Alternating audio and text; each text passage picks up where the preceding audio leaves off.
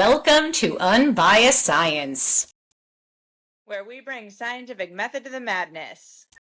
We're your hosts, Dr. Jess Steier and Dr. Sarah Scheinman. And this week we are going to talk about mRNA, because those four letters are at the tip of everyone's tongues these days.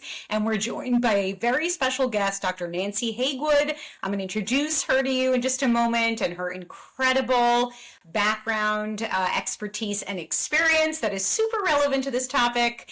But before we do, if you recall, we are now kicking off every week with just a really brief recap of what's going on in public health science news. So I wanted to talk about two things. The first is that last week, the Wall Street Journal broke the news that HHS is expected to release a report, that big autism report that we're all waiting for with bated breath, and that they might point to Tylenol exposure in utero as a potential, cause of autism. And I'm choosing my words really carefully here because, as we've discussed, of course, autism is multifactorial. It is already very well established that it's primarily driven by genetic factors. However, we're all now expecting this big report to point to Tylenol exposure during pregnancy.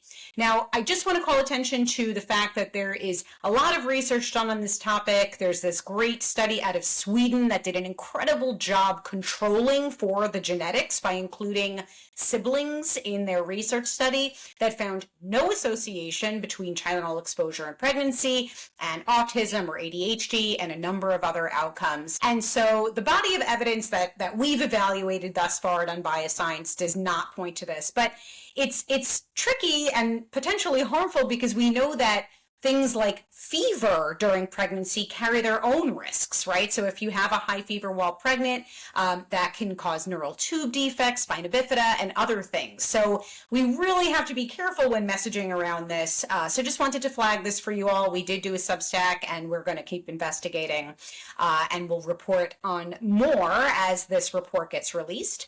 The other big thing that happened is that HHS released their MAHA strategy report. We actually have a post dropping on this today. Just really briefly, the report emphasizes shifting children's diets from processed to whole foods. However, the implementation strategy lacks any specificity. So, for example, there's no mention of salt or sodium reduction in this 20-page strategy document, despite sodium being identified as a significant contributor to childhood chronic disease.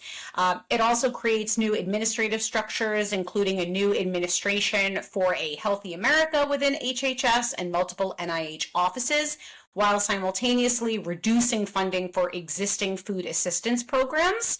On vaccines, the report signals shifts in current recommendations. As we know, Kennedy has already removed COVID vaccine recommendations for healthy children and has brought in researchers to revisit previously studied vaccine safety questions. The report also promotes whole milk over reduced fat options and repeatedly mentions improving access to meat without similar emphasis on fish, poultry, or plant proteins. It also advocates for high quality supplements, I'm using air quotes if you're only listening and not watching video, without defining quality standards.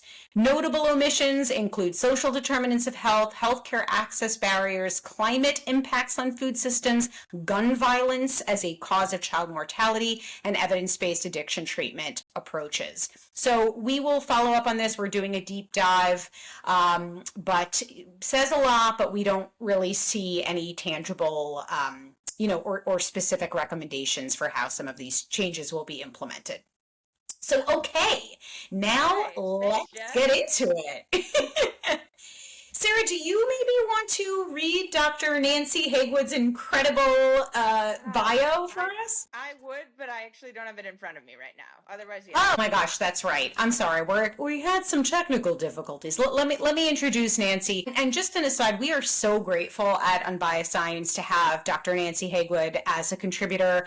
We just put out an article this past week on mRNA because we've received so many questions about this technology. It's been at the forefront of a lot lot of skepticism because people think that it's this brand new thing when in fact it's been around for a really long time. So let me read a summary of Dr. Haigwood's background.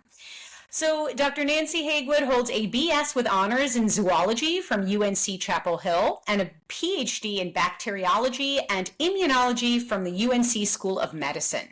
She completed postdoctoral training in virology at Johns Hopkins School of Medicine with Nobel laureate Daniel Nathans.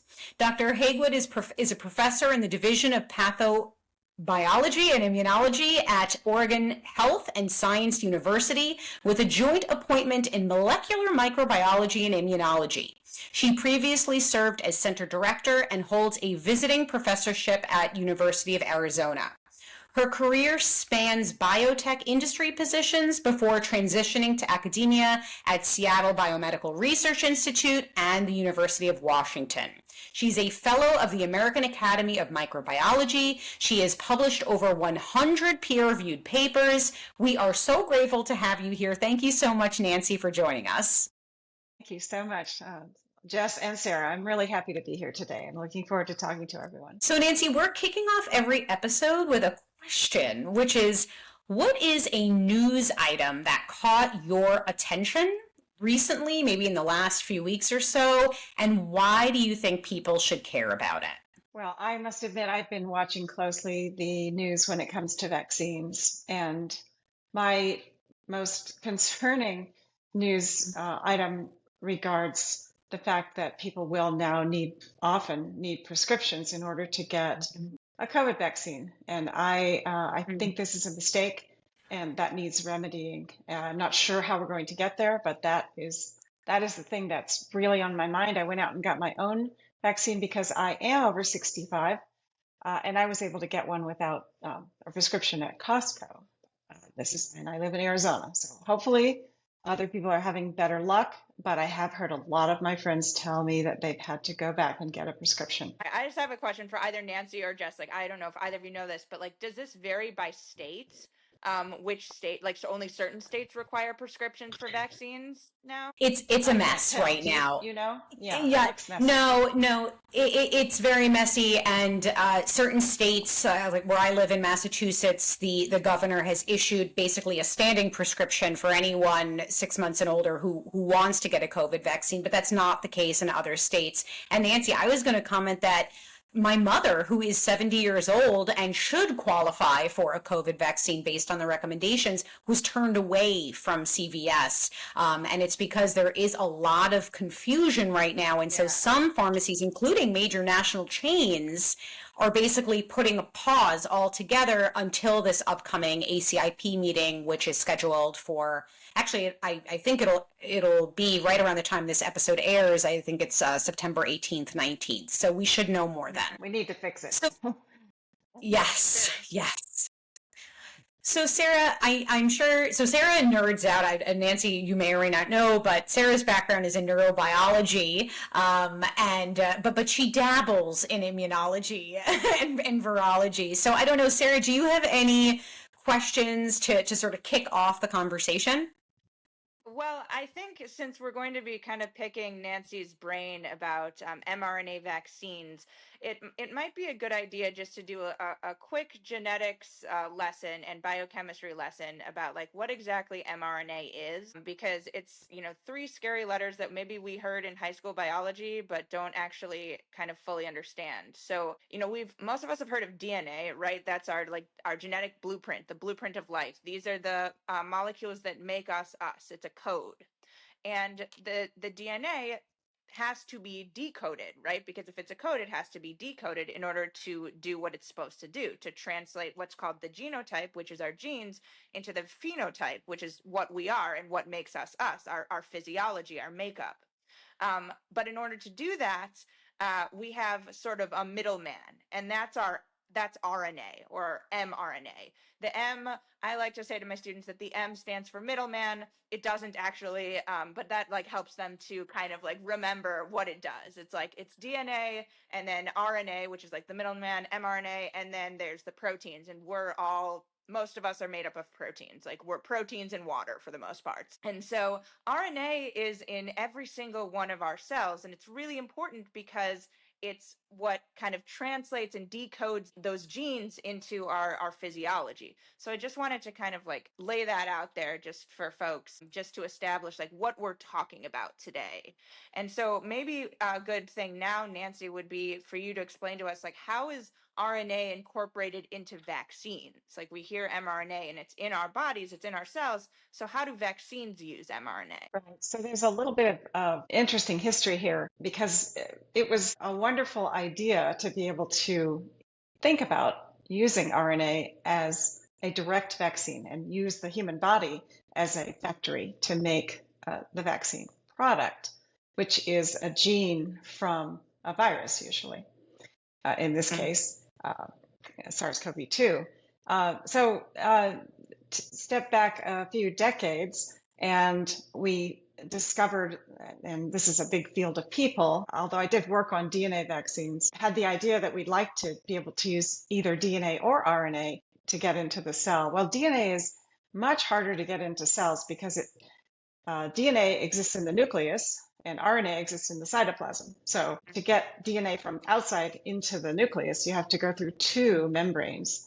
And that turned out to be extremely inefficient. Even though you could make it work in mice, it didn't work in other mammals or humans. So turning to RNA, fortunately, it was really Katalin Karikó who won the Nobel Prize with Drew Weissman, who together discovered, but really Katalin did a lot of the pioneering work previously as well, but together they figured out how to improve on RNA so that it would not be a signal for bad immune responses in the body.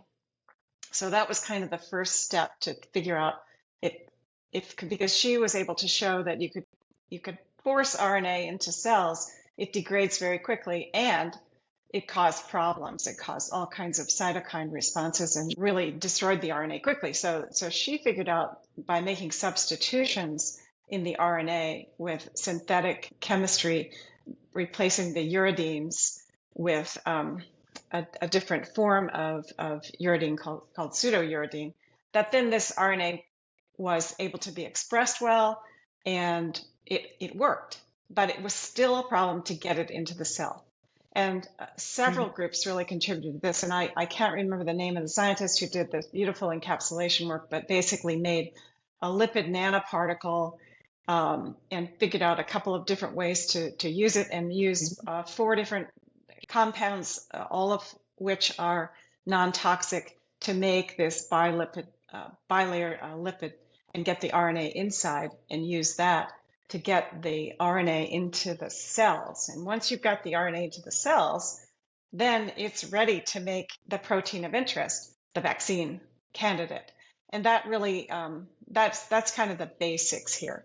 There's more to the story that I'd love to touch on, but let me make sure I got to your question first. I think that was a beautiful answer. My goodness.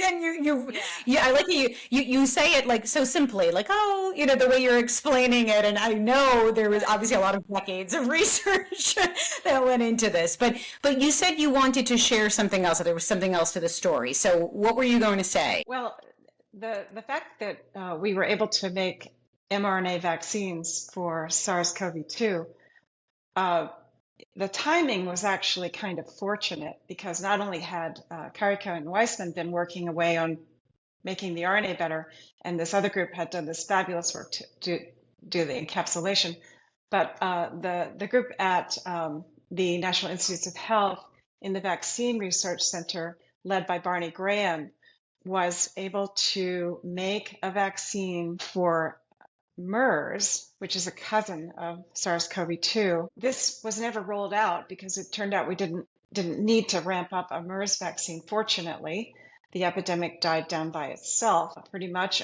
But it was obvious that the SARS-CoV-2 epidemic was going to be devastating. And I think really, they're the ones who started collaborating with Moderna and working with them to make an RNA vaccine for MERS. That stands for Eastern Respiratory Syndrome. The cool thing was about Barney was that Barney had been working with another scientist at Dartmouth, Jason McClellan, and he's a structural biologist who figured out how to make the protein, the spike protein for MERS, in a constrained manner.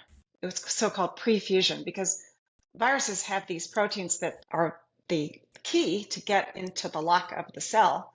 And in the process of doing that, they open up. The open up version isn't very immunogenic. The closed version is. So they figured out how to stabilize that closed version for MERS. And so when SARS came along and it turned out it was so close to MERS, it's coronavirus, very similar.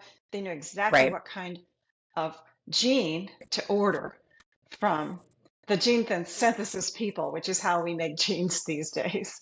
You just order up a gene. But they order it up. Sarah, what were you going to say? I was just going to say, it sounds like science fiction. You can just order up a gene, but it's any molecular biologist can tell you that that's just how it works. And they're actually less expensive than you think they would be. I think because we were talking about how the correlation between the similarity between MERS and SARS. So would you say that that kind of contributed to the speed at which the COVID-19 vaccine was developed? Because we already had all of this kind of background research that we'd done on this very similar virus? Exactly. And I think, there were kind of two steps there. The first one was the Chinese published the sequence, which was enormously helpful.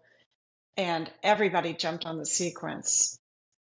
Fortunately, Barney Graham was paying attention, and his postdoc, Kizmikia Corbett, who actually was part of this study too. She's an amazing person. The two of them together, along with a lot of scientists at the BRC, then used their knowledge about MERS to make a closely similar vaccine that was SARS-CoV-2 specific. In the Substack that we wrote, Nancy, we were talking about these other vaccine technologies, right? There are lots of other types of vaccines that protect against other pathogens, diseases.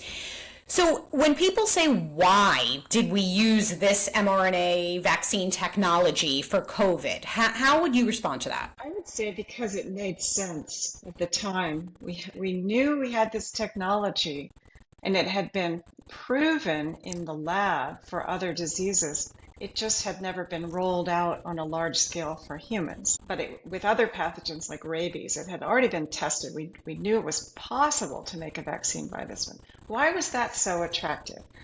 Primarily because it's really fast to be able to make an mRNA vaccine compared to every other kind of vaccine, essentially. Any other vaccine, whether it's old-fashioned, attenuated, which you wouldn't want to do with a lethal disease, or a subunit vaccine prepared in the lab, requires scale up. And scale up means, and I did this back in the day when I was working on HIV vaccines, we made a subunit vaccine, but it took us an entire year to make a lot that was large enough to do some clinical trials in phase 1, which is just a very small number of people, because we had to make it, purify it, qualify it, and then show that it would pass regulatory muster, because we never put anything in people that isn't really tested very thoroughly. All of that, against the backdrop of SARS-CoV-2 epidemic, we could see from looking at how the virus was changing over time that we were going to have a different virus a few months later. And that turned out to be true. And as you know, people monitored the types of cases that came into the hospital. They also monitored waste streams to look at the changes in the genetic sequence of the virus. And those changes affected the spike protein in the vaccine. So that's the most variable part. That's how the virus gets away from the immune system, by mutating its spike protein and a few other things. But primarily, that's where all the changes are, because it can evade. And it's an RNA vaccine. That's what RNA viruses do. So we knew what we were up against. We knew we had a technology that could make a vaccine very quickly. And it was really I would say, the only choice to get a vaccine in short order, meaning within a year. And fantastically, it was able to be made, manufactured, tested in animals, and then moved on into clinical testing, safety testing. And because we had an epidemic, it was possible to tell the difference between the vaccinated people and the ones that got the vaccine and the ones that got placebo. So I kind of jumped ahead, but basically, the RNA was really technologically good and also immunologically. It was a great choice because it's made in the body, it can make all of the immune responses that would normally be made just as if you had an infection. So you're going to make the T cell responses and the antibodies. And both of those can be very important. Nancy, you addressed something that I was going to ask you about, which is, there's a lot of skepticism around how are we able to create this so quickly? And for all the reasons that you've outlined, and the fact that there were all eyes, right? It was a global pandemic, so everyone was working together. There was obviously a lot of funding that allowed us to carry out the necessary phases of research. And as we wrote in the Substack, no steps were skipped. And I think this is a really common misconception, right? Steps were not skipped. Many of them happened in parallel with overlap instead of happening consecutively because there was this unbelievable urgency, right? So I think that was a really important point to make. Another thing that we hear all the time when we're talking about mRNA is, well, isn't this messing with our DNA? Can't this somehow alter our DNA and be harmful? And we've seen people say things like, it can cause cancer and other negative outcomes. So how would you respond to that? It's an important question, of course, that RNA doesn't do those things. The only type of RNA that causes a problem is the RNA of a retrovirus that goes the other way. And HIV happens to be an example of a retrovirus that comes in as RNA and brings with it its own enzyme to turn that RNA into DNA. This does not happen except in these limited cases of retroviruses. Retroviruses are deadly, deadly viruses. And once they're in your DNA, you've got them forever. Almost all the rest of the virus families make what's called an acute infection, and then they're gone.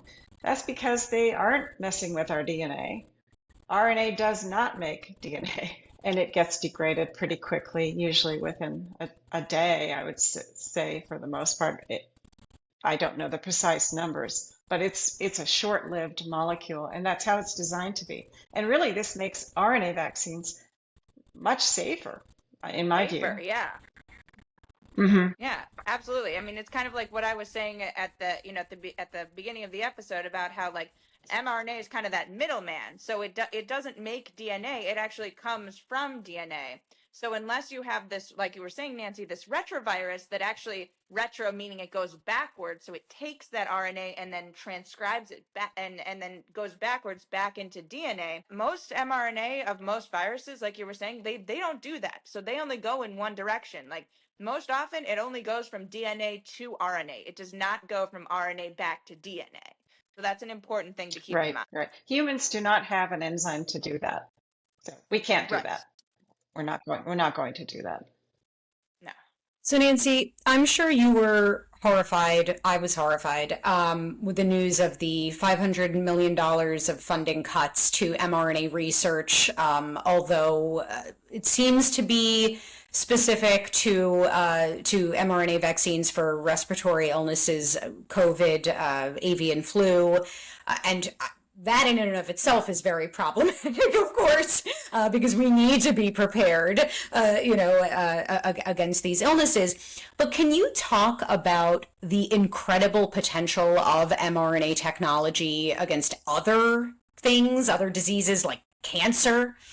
Well, I'm not a cancer biologist, so I'm a little hesitant to move into that field, but I can definitely see that having the ability to get a small piece of DNA from one source and make a product in a human body, whether it's an anti-cancer molecule or a vaccine, is incredibly powerful. And we as a field of scientists and doctors have just been so fortunate that all this work for the last 40 years and last 100 or so years has led to this point where we have the flexibility, the manufacturing capability, and now we have tremendous safety data from SARS-CoV-2 vaccines to where, especially in cases where there's a lot of variation, like influenza or SARS-CoV-2 or many other viruses that are highly variable, or in an epidemic situation when you need a vaccine really fast, you'd like to be able to use this mRNA approach. And I'm really puzzled, frankly, as a scientist, why the consternation? Where is this coming from? Because the data are really very strong that this has been used in literally hundreds of millions of people now for SARS-CoV-2, and the safety data are very, very strong. So it saves so many lives to do this. Why would we prevent ourselves from taking advantage of all of this technological advance? I just don't get it. Well, I don't either. And really, unfortunately, I think a lot of it stems from people really not understanding what this technology is and the power of it. And that's why I'm so grateful. We're so grateful that you're helping us communicate that to the public. So we're starting to get to the end of the episode here, but I think we'd be remiss if we didn't ask you to just tell us a little bit. Just before we hit record, Nancy just casually dropped that she was part of a team that was working on an HIV vaccine. Can you just tell us a little bit about your work? I did that quite a long time ago. It was 40 years ago, but I'm very pleased to have been part of a group that developed this subunit vaccine for HIV called GP120. And we had competition. There were other groups doing similar work at Genentech. I was at Chiron at the time. And sadly, that particular subunit, although it was produced antibodies, it couldn't produce T cells. And we didn't see the kinds of immune responses that we were hoping to get. In hindsight, these stabilized proteins that I was describing to you that have now been made for respiratory syncytial virus and for MERS and SARS, these are examples of stabilized proteins that appear to be much more immunogenic because they're in that closed conformation, and that's really where the virus is most vulnerable. We think that's probably the case for HIV as well. And even though it's been 40 years of research, a lot of the research that led to these discoveries of these new vaccines was funded by HIV research, which we learned a lot about adjuvants. We learned about viral vectors. We learned about, lots of different ways to make vaccines. That didn't work for HIV, but they gave us clues of how they could work for other viruses. And so I'm hopeful that some of the newer ideas that are being tested right now will come to fruition. There's some promising studies. Personally, I just want to say a couple of things. I got excited about antibodies and what they could do. And there's a whole nother field of therapeutic antibodies for infectious diseases, and some fantastic work by a number of wonderful scientists, many of whom would probably love to come on talk to you on this show, so I'll recommend them. But please, we have taken advantage of their fantastic work to discover antibodies. We now have this treasure chest of monoclonal antibodies from humans infected with different diseases, and we can pick and choose exactly which ones we want to test. And we have shown that when you give these antibodies to baby monkeys infected with HIV cousin, that even after the baby's infected, you can come in with these antibodies and treat them within a few days of infection, and the infection will be cleared. And the animal does not need any drugs or any treatment. So it's an alternative method for curing HIV, but you got to get there early. So again, This is another story. I'm happy to come back and talk about that. But I also think you Yeah. might want to talk to other scientists who are in the antibody discovery field, which is really where it's at. It's a combination of intense study of pathogenesis and unbelievably beautiful structural work that's been done to understand how proteins fold. It's I an got to tell exciting you, field, and yeah.